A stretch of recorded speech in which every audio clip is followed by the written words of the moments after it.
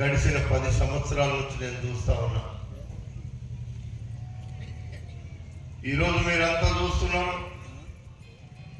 గడిచిన 10 సంవత్సరంలో ఈ రాష్ట్రంలో టిఆర్ఎస్ పార్టీ అధికారంలో ఉంది. 10 సంవత్సరాల నుండి పేదవారికి ఏమన్నా చేసినామంటే ఎక్కడా ఏమి కానొస్తలేదు. పేదవారి మీద అప్పులు చేయడం, పేదవారు భూములు గుంజుకోవడం తప్ప ఏమి కూడా మనకు కానరాలే. కానీ ఈ గ్రామంలో ఉన్నటువంటి భూబాధితులు దాదాపు 500 మంది కుటుంబాలుంటే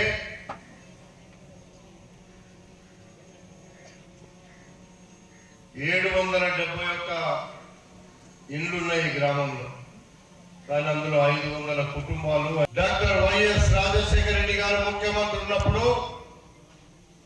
ఏ గ్రామానికి వెళ్ళినా ఆ గ్రామంలో మేము ఆ రోజంతా ఎమ్మెల్యేలుగా ఉన్నాం.